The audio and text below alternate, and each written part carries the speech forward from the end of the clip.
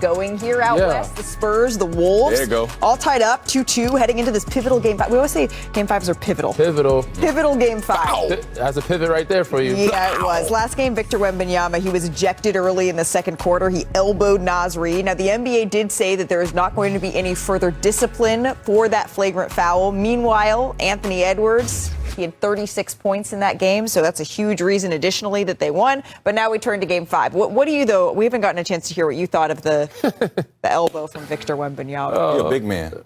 I think people are forgetting that. Yeah. Like, big men ain't nice. They're not nice.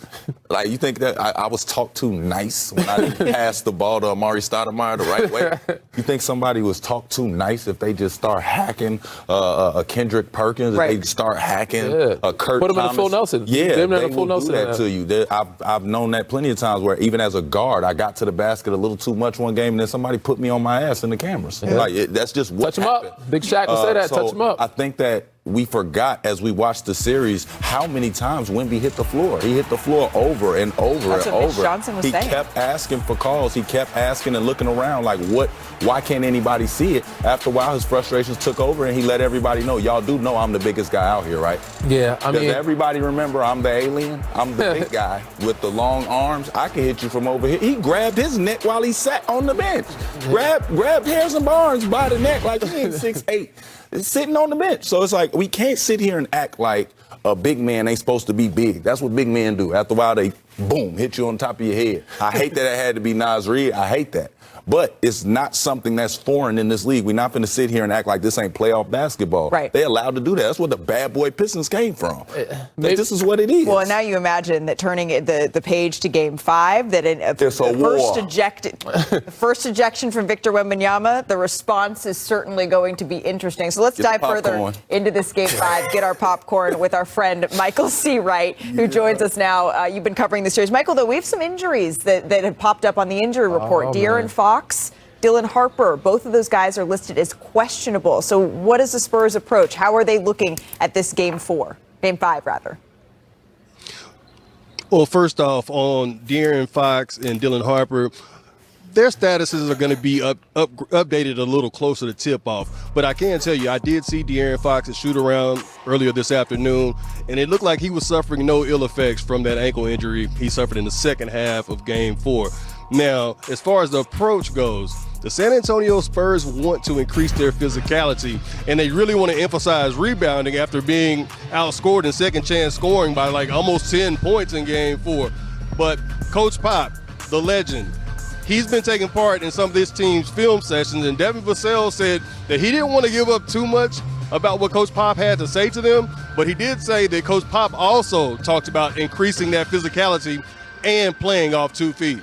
All right, that's what Aman was talking about, increasing that physicality in this all-important Game 5. Michael C. Wright, thank you very much for that insight. Let's stick with this game. It's time now for Heat Check. It's brought to you by DraftKings Sportsbook. DG, what you got? Yeah, we got Wemby, man. He's going to bounce back in a big way. His points, rebounds, plus 40. That's I think he's going to, it's pretty safe. He's averaging about 15 rebounds a game. He'll give you 20, 30 points. So, yeah, he's going to be solid. And you got Anthony Edwards, plus 25. He's been on a heater. No more minute restriction for AE. He's given it all he got, to the wall. So, and you got Rudy. Rudy's been a big factor in this series. He's been rebounding. He's been physical. He's been setting that Gortat screen, letting his guards get to the rim.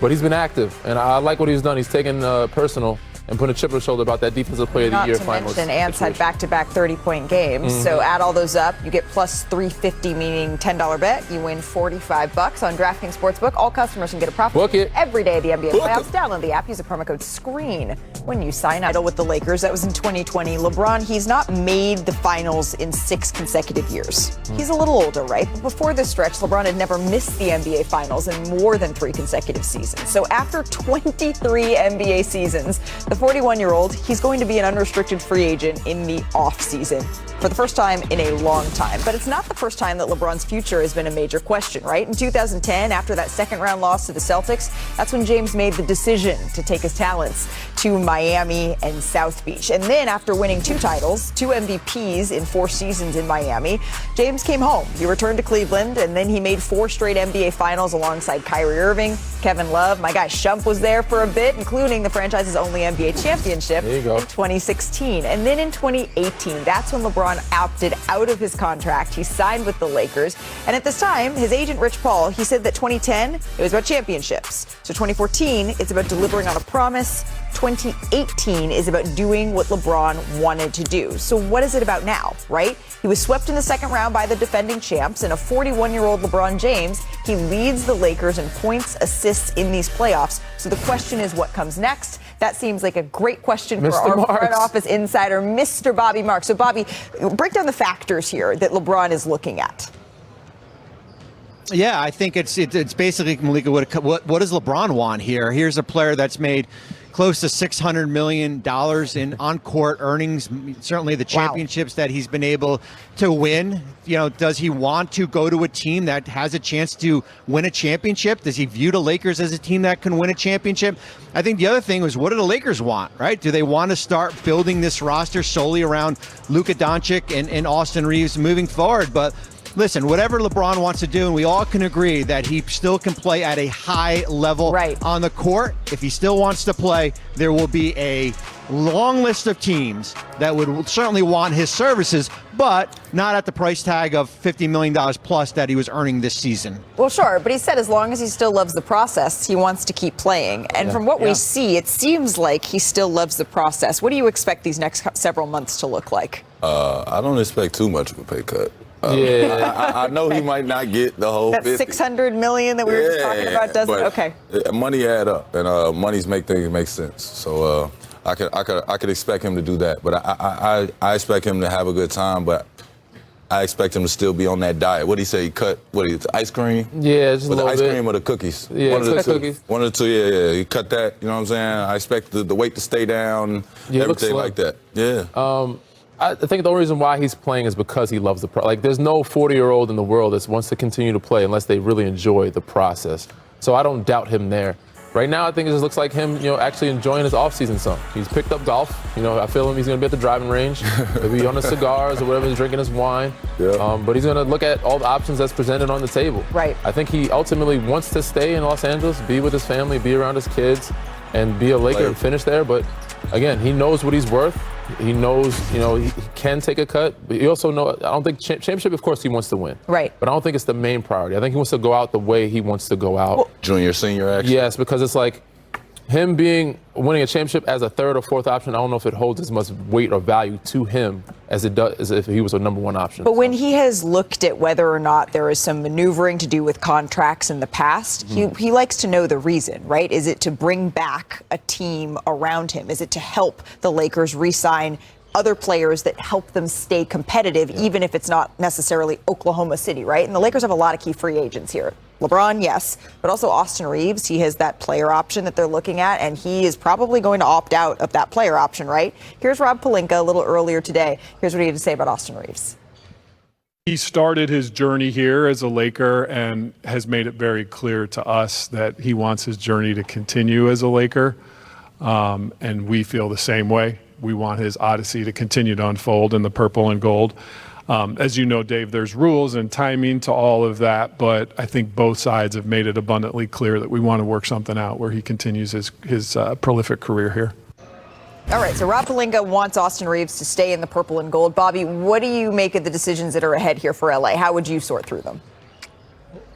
Well, listen, they've got some big free agents, as you mentioned, with LeBron James, Austin Reeves, Rui Hachimura, who certainly had a really good season. Luke Kennard is another player. Here's a Laker team that potentially could have up to $50 million in cap space, but the cap space comes without James, Hachimura, and Luke Kennard on your roster here, and certainly with DeAndre Ayton and Marcus Smart. Now, the issue is that this free agent class is not very good. It's a group of restricted free agents, so you're basically going to have to go out and outprice other teams. But the other thing, Malik, is how do you build a roster that looked like Dallas when Luka was on that Mavericks team, where you need a lob threat, a rim protector, an athletic wing. You need some more shooting here. $50 million in this marketplace probably not accomplish all that. Yeah, it's both so of these crazy. Looked at each other and went. All the good free agents are right up on the board. And it's crazy to ask these guys in the state of California to take a discount. Without a doubt. But I like what Rui did. I love what Marcus Smart did. Those guys are really good, pieces to have. But you do need a center. And Austin Reeves, like, in order to keep those guys together, some of those guys like Austin Reeves and then LeBron James are going to have to take a cut, which, again, is hard to ask for in the state of California. So it's going to be interesting this summer.